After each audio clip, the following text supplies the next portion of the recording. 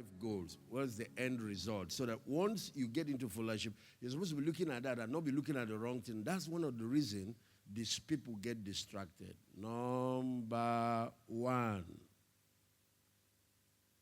is succession, ultimately. So when that man is out, there will not be leadership gap on the earth. The purpose of God does not vanish to heaven. Does not vanish to heaven. Number two is the mantle, that power, that thing that makes that thing work. That you grab it. It is not to start looking at the car the man drive or his suit, start comparing with his style. Is to you remember that the ones that followed Jesus that reached Pentecost collected it. Judas was no more there. It's the money thing that destroyed them. Number three is the wisdom and the skills. If reading textbooks can just give you the thing, why should you go to medical school? Why do you have to go to school to learn how to fly aircraft? Stay now, buy the biggest textbook and read everything about aircraft and become a pilot.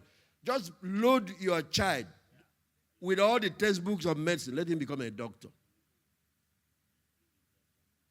If tapes alone and books alone can do it, we heard him say, follow me. That's where the making of leadership happens. So what happens is skills, wisdom is transferred so that you don't repeat mistakes and make all the... Even some of the mistakes of the leader, when you are on close and you see it, it's not for you to criticize him, it's for you to learn what not to do. Actually, if by observing Saul, David knew some things that he should not try. Did you see when he was saying, take not your spirit? Because he saw that God could take it from a leader.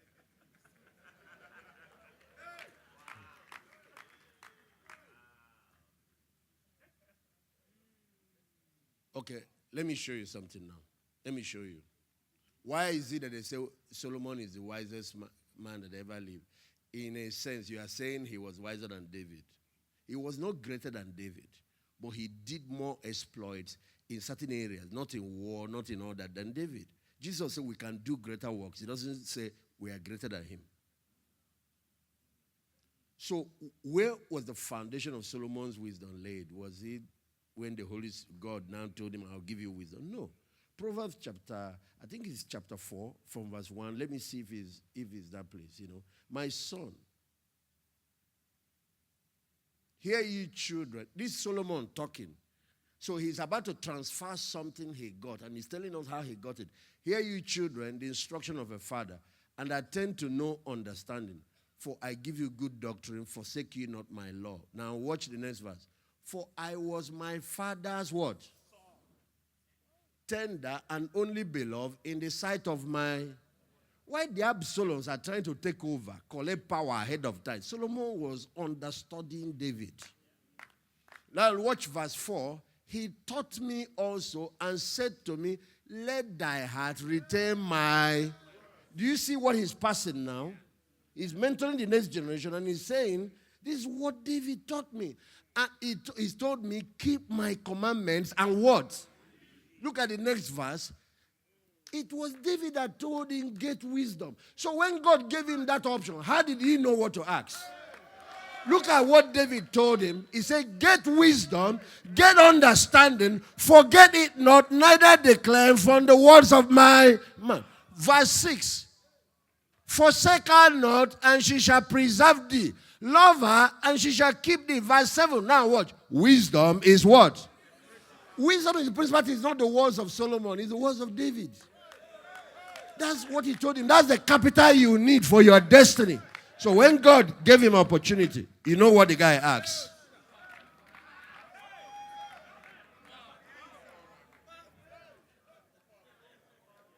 So, because he didn't follow well, you're going to repeat a lot of mistakes, make so many, and at the end of the day, undermine your calling.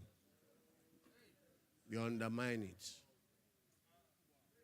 Look at how Moses was struggling in administration until the father-in-law. And that's the man he served for 40 years. He was looking after his sheep. He came there just in one session. He corrected his structure and administration and ministry. That would have killed him before his time.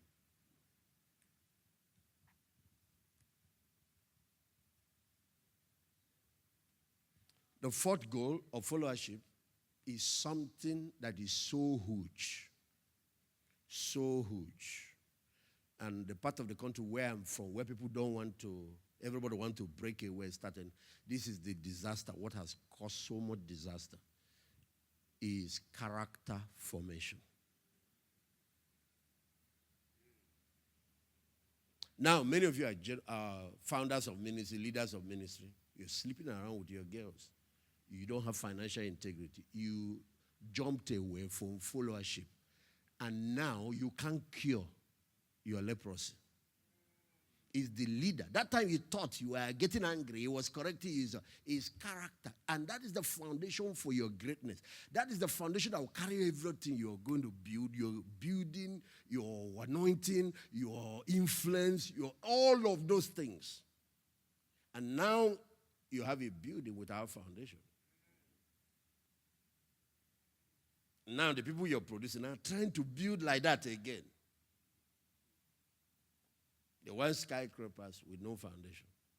Because character is digging deep. It's digging into the ground. Digging in. Till you have that substructure that will carry everything. That's what has saved me. Oh, this thing. I'm so grateful today. That's what has saved me. What you meet when you start launching a ministry.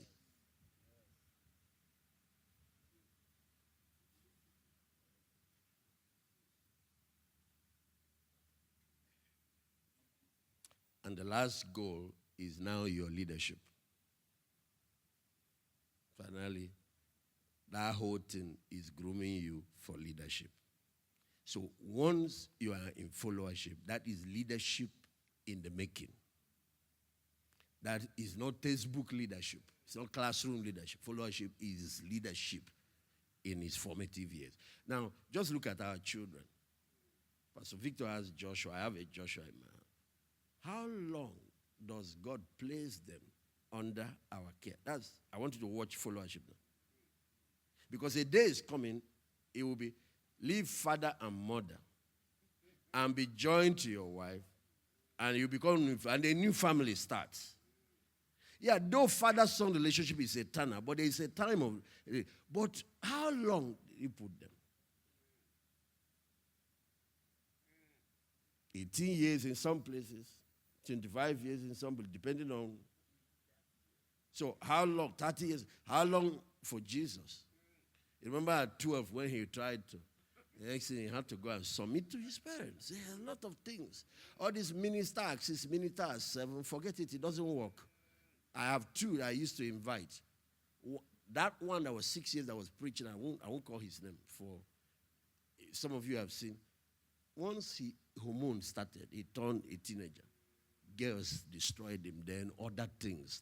3 major vices that were terrible. Destroyed the guy. Last time I saw him, he was carcass. He was asking me to minister deliverance. He's been bound by a series of issues. Because that's the time they should have made him go and obey his parents like Jesus. Go to school. Get all that, then I'm not saying you can't have small time to share in children's church, but that's not the time to be traveling around the world. Because now that you are tired to travel the world, you're no more in ministry. And that's the same thing that is happening now. We have a lot of teenage pastors, teenage pregnancies, teenage bishops, teenage general overseers, and not just teenage ones. We have baby general overseers, baby bishops, baby apostles all over the place. Poo-pooing in the body of Christ, messing up pulpits, messing up. And unbelievers can see the nakedness of today's church. Run out. If you run out in first year in medical school, can you practice medicine? Would they arrest you? To just give you introduction, in school of piloting, you take off. I don't have time. I need to fly this thing. Who will enter your plane?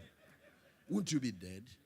And that's how you are ruining lives because of this. So now I'm going to give you 12 back doors that teaching on followership covers. You hear about church that there's a big front door and there's a back door that needs to be closed. Let me now give you 12 back doors. It is this teaching and the application of the skills that covers it. Number one is your own self. There is a back door of self-deception and self-destruction,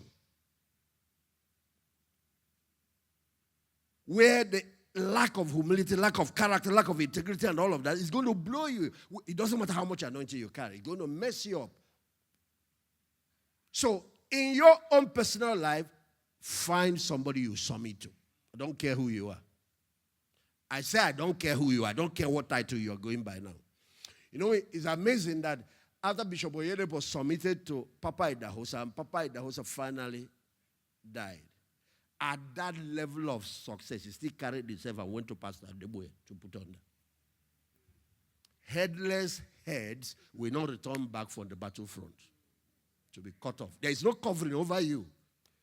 You're a building without roof.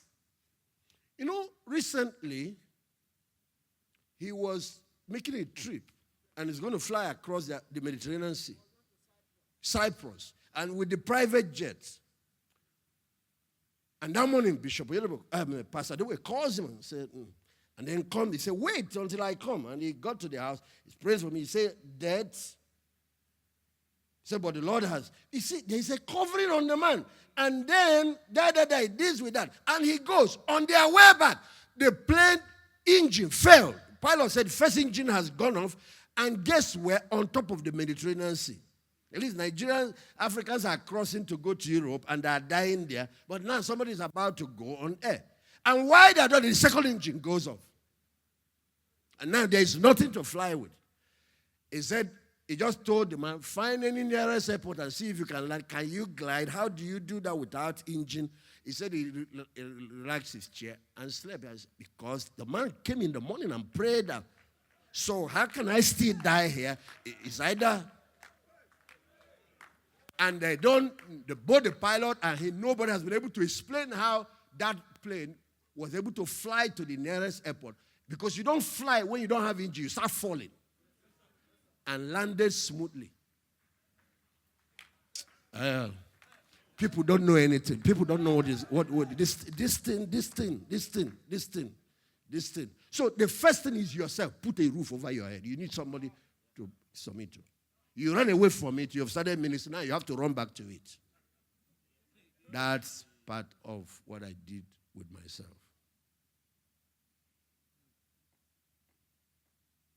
Can you imagine at 12, Jesus has already appeared to me. That's what started my. And then I started preaching, president of Student Christian Fellowship, all through my secondary school. Then moved to university, leadership. Now, come out.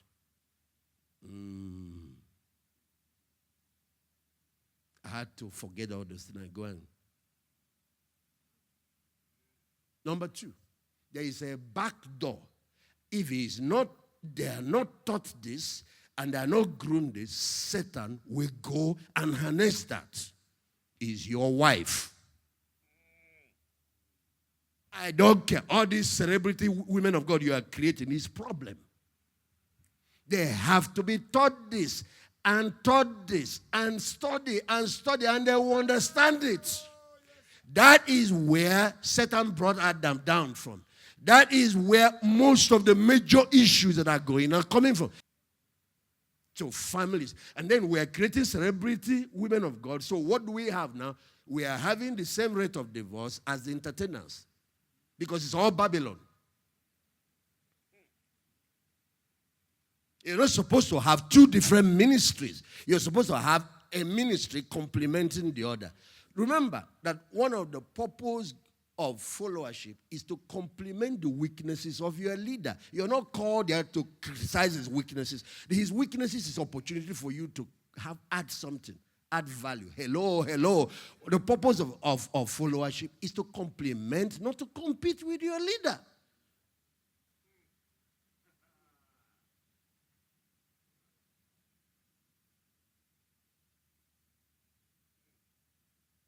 You see him, he's so strong in healing, so powerful, but weak in administration. You bring that to, that's part of what you are serving, helping to. But when you go, you start, can you imagine? The man doesn't know how to administer. You start talking, you destroy yourself. You were brought close so you can see that area of relevance and add value in that place. That's what is going on in marriage. In marriage is not to create two different things. It's to create two things that complement. It's one thing, but in two parts. A tire doesn't have a different ministry. His ministry is to hook up with that car. Because the car will not be rolling and moving, so it will be dragging. It's like head and neck. But now we create two different things and launch two. And then he pulls them apart and tears the neck from the head.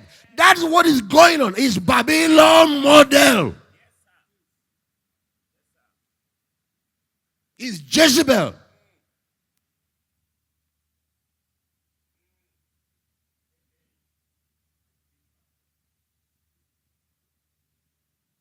And the husband, like the pastor, might even be a quiet pastor, teacher. Maybe it's the wife that is evangelistic, and you can do crusade feast stadium. It doesn't mean anything. You are just allowed to do the part where he is. That's how it is. And what a wife is to the husband is what we are to Jesus now. Okay. Let me tell you people something about Jesus and the work he did. Put up Colossians, where Paul said, I make up in my body what is lacking in the sufferings of Christ for his body. I said, oh my God. Paul, are you crazy? I think is it 124? Check. Colossians. I said, Paul, are you crazy? The finished work of Christ is finished. The man said it's finished. You said some things are lacking. Who may rejoice in my suffering for you. He's talking to Colossian church. And fill up that which is behind of the afflictions of Christ. Okay, we'll read another translation. That behind is things lacking. Things Jesus didn't do. In the afflictions of Christ, or the sufferings of Christ, for his body. I'm glad that I suffer for you in my body. For I'm participating in the sufferings of Christ that continue for his body, the church. Go back to the other one.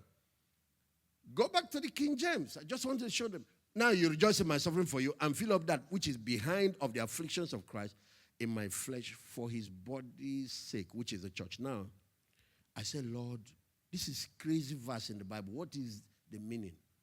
And I said, listen, the finished work of Christ is complete. It's finished. There's nothing you can add to it. When he said it's finished, it's finished. He said, but there is something. There is an unfinished work of Christ. I said, eh? He said, there is a finished work of Christ and the unfinished work of Christ. Every one of you write it down. I'm going to show you what the unfinished work of Christ is.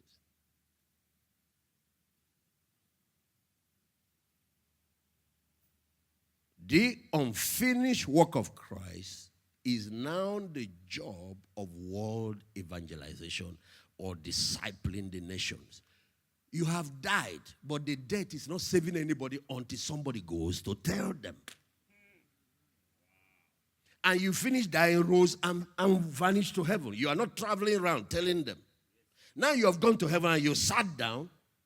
How will this thing that you suffered and labored for be spread? People are still dying, going to hell, yet the solution is available. How do we get it to them?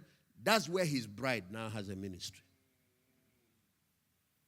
If God finishes everything, then he made us his image, we will be lazy in eternity.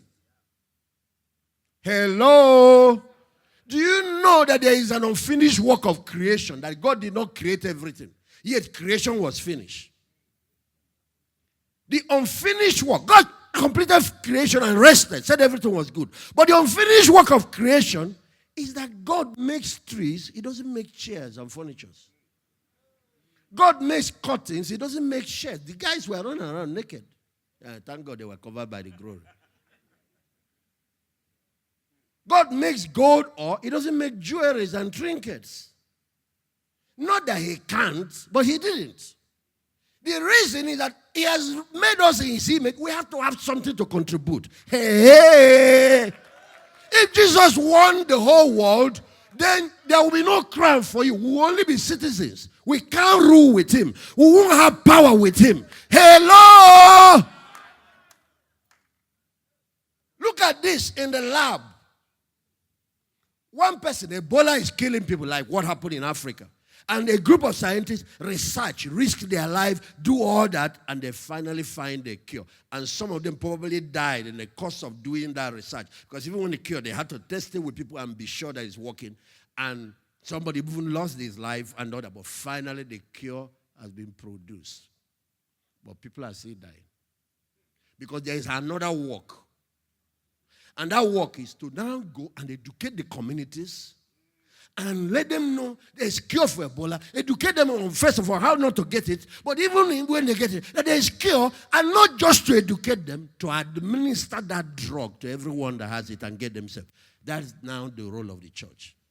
The role of Jesus is the one that paid the price, dealt with sin, defeated Satan, conquered evil, and rose again. But now his wife has a role. But now they don't have two separate ministries. It's the same mandate. Our part is to fill up what is lacking. That's why there is a fellowship of his suffering. What is this fellowship of his suffering? It might cost me that I won't be the CEO I wanted to be, just so I can go and burn my life for that village. It might cost me that I might not be as wealthy as I wanted to be. I have access to wealth, but I take away 80% of that money, use it to advance mission.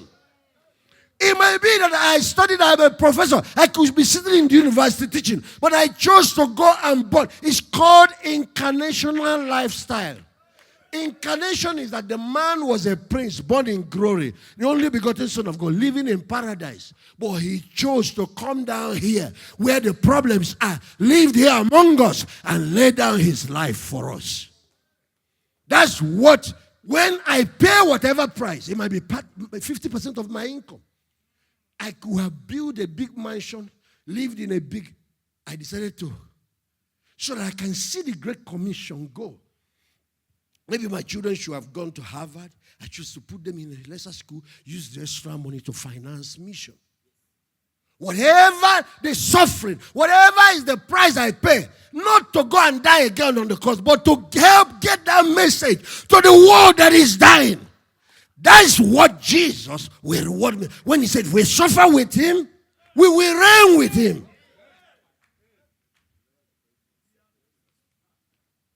You are giving your money, you are complaining, you don't understand. He gave his life. You have to give something. If the kingdom does not cost you anything, you did not discover it. I doubt if you are going to heaven. Everybody that finds that kingdom sells what he has to buy, to make investment. Is somebody hearing what I'm saying? You're not paying any price. I doubt if you have genuinely saved. Maybe there's something. Somebody sold some fake gospel to you. You don't understand what we are doing here. Is that not what he said? Take up your cross. You have your own price to pay. He has paid his own. You have to pay. There's a cross, finished work of Jesus on the cross. There's a cross of the believer to carry. There's dying to self. But he died for us. There's also dying to self to follow him. So now, what's the mission of the church? A different thing for breakthrough. Church exists so that we can get rich. What's the mission of the church? The mission of the master. To finish what he started. That's the same thing with the wife. Is the man's helpmate. The expression might be different from how the husband, because her own might be administration. While you are the one on the. But whatever is the lacking thing, they complement so he becomes whole. Hello. It might be another ministry. Maybe you, for example, now, if you watch Kenneth Copeland and Gloria Copeland, why Kenneth Copeland is a great teacher, flows, it's Gloria that is operating in the gifts of healing. It's not for you to go now and become another. The same ministry.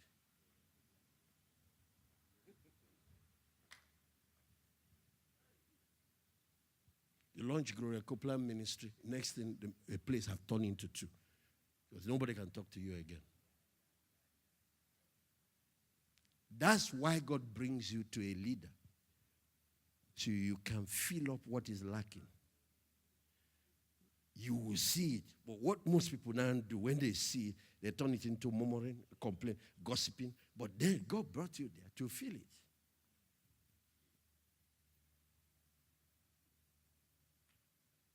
Okay, I said there are doors to close. Even if it's 7, I can give you. Close the door of no leadership first in your own life. Because that's an open door for Satan. You have nobody you submit. Then you have a big problem. You have a very big problem. The enemy can eat you like breakfast. You will have moral problems, character problems, a lot of vices. And finally, it will take care of you if you don't take care of it. If you don't make yourself accountable to somebody, you are in a mess.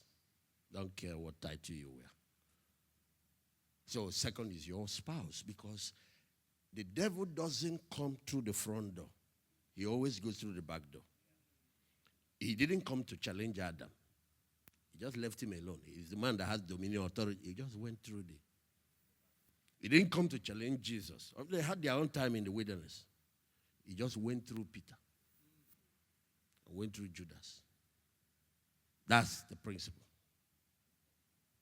When God talks, he talks to the leader. When the devil does, he goes to the subordinates. Because that's what he does.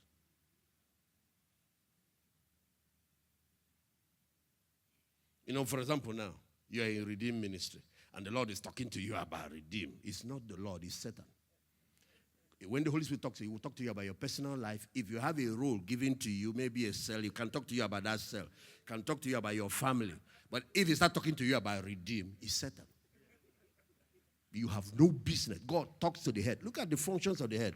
Eyes, vision, nose, discernment, mouth. This is where communication is the head. See, hearing is in the head. Then they left the rest of the functions to the body. Decision, brain is in the head. It is now the toe that is now decision maker. Satan has come in.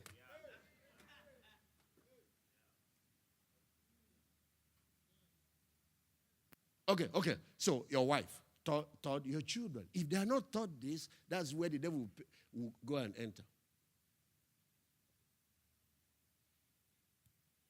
He will enter there. And for some of us, he will now use that to pay you for all the things you did to him. Number 4, your pastors, because we're in a spiritual, you are ministers. The pastors you are raising, but we say you are leaders. Because a leader is given a team of leaders. Your leaders. That's where he will go in. He will enter some. Judas, Peter, this one. If you teach them this, you kill many demons. And that's why many ministries, especially in the eastern part of the country, are not doing well. They don't teach followership. Everybody wants to be a leader. Everybody.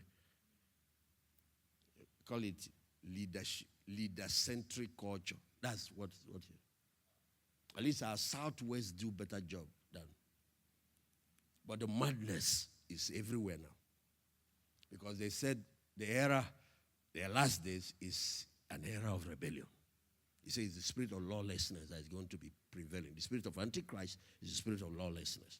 So you see how social media are attacking fathers, attacking. Stay away from such things for your good.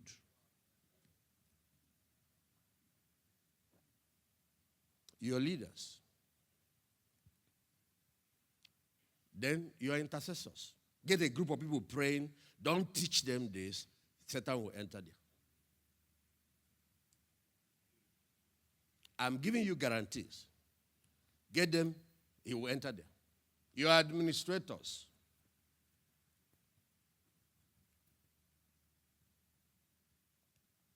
Yeah, sometimes they say your managers, overseers. Yeah? Your cell leaders.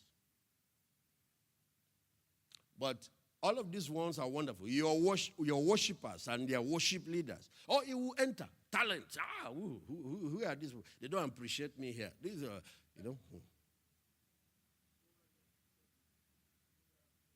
And some will go sell out to the devil completely. Become another. You know how many of them we have lost? Because what the devil did in heaven, that's what he's doing on earth. But this is the group I want to emphasize. They are as deadly as training your wife and children. These ones are your armor bearers. For some reason, because they are giving access, because of their services, your PAs, your secretaries, your special assistants, and certain other whatever, your driver, your what, they are giving close access. So they're able to see nakedness. They see what Ham was able to see. Ham was only able to see that because he was born in that house, his father's house. But he saw how he handled it and he destroyed himself and his generation. Now, some of these ones that are giving close access, that come on a close range, if you don't train them, that's where Satan will be living.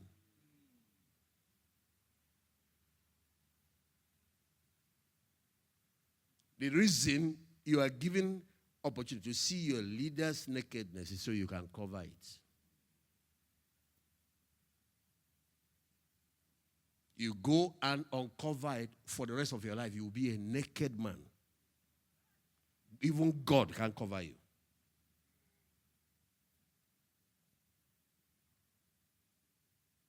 Now, there is another group that is extremely sensitive. You have to train them. And I'm going to give you a secret. Create ministries and structure so that periodically you have. Even if it's once in a month you meet with this, is your financiers and covenant partners. Oh, Satan watches. The ministry is making impact. He's going to look for the financial base and go there and hit it and attack it and cut it off. If you don't have ministries towards them, so that's why you see some ministries, they have partnership conferences, they have periodically. I don't care if there are only 3 people that you are major whatever. Meet once in a month and you come and minister to them and you have to teach them.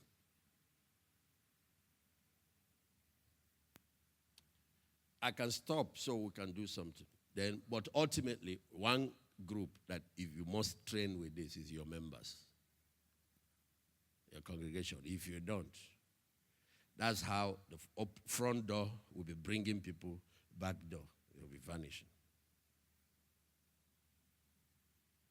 And then what Satan succeeds in doing is creating a lot of Christians that are not disciples, that are not raised properly, that are, street children, vagabonds in the kingdom, fatherless children.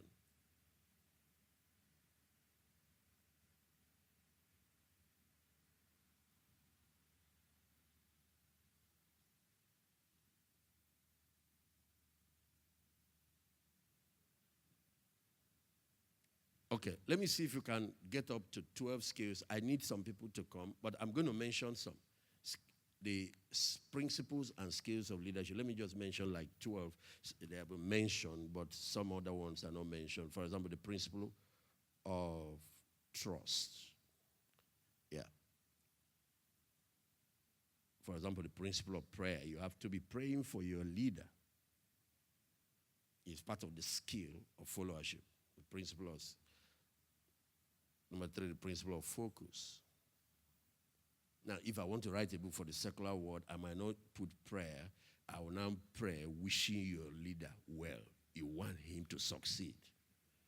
And that is what we put sometimes we change languages depending on who we are communicating to. There is a principle of submission. I'll get some people here now with chairs. There is a principle of focus. I don't know if we have dealt with that. There is a principle of honor. Honor. If you want to reach those goals we talked about, you can even do more exploits than him. Operate at their principles. There's a principle of meekness, and this means have the right attitude to training, to be teachable, be correctable, be moldable. Humble yourself. There's a principle of self-denial. Followership and selfish ambition does not work together. lay down so you can get what you need, and every other thing will follow it. There's a principle of patience. This thing requires time. No, Daddy, I'm 9 years old. I want to marry. I'm tired of this house. And I found a boyfriend in school. I need to leave. And if a small poverty has started, something is showing on the chest. I'm tired. If either you guys agree with the guy, or I'll leave. I'll run away myself. The principle of covering. That's covered the weakness and the nakedness of your leader. Many scriptural verses warns against uncovering your father's nakedness. The principle of complementation. Bring what is missing and fill up that gap that is lacking. Don't compete. Don't start looking for the limelight and all that. The principle of defense. Just like children are weapons of war. You remember, the man that has many of them will speak with the enemy at the gate. When God gives it for you, is to train, give you an army. It's an army that God gave to the leader by giving him followers. An army. On the part of the leader, he has to equip them and arm them. But on the part of them, they need to know that they have to fight their leader's battles. David killed Goliath because he killed Saul's Goliath. But later he found out that he has removed part of his, what would have killed him. Because Goliath had 5 brothers, or 4 extra to make it 5, whichever way. He has just reduced his own problem. Because the day he mounted leadership, all the remaining giants came after him. If he had killed all of them, then he would have solved his future problem. Kill your leader's enemies. I don't mean go and kill human beings. But when Peter took that knife and cut off somebody's head, Jesus did not rebuke him. He didn't say you are going to hell. He only said, if you do this, then how do we fulfill what the Father has asked us to do? Put your sword back. He didn't say throw away your sword. He did not say that. He said put it back. Because at one time he was the one that instructed him to buy it. He said, anyone who has no sword, sell your shoe to get one. In other words, in fellowship, you must be ready to defend the mandate.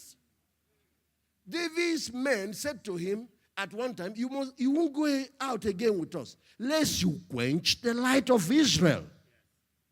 Another thing they said, your head is worth more than 10,000 of us.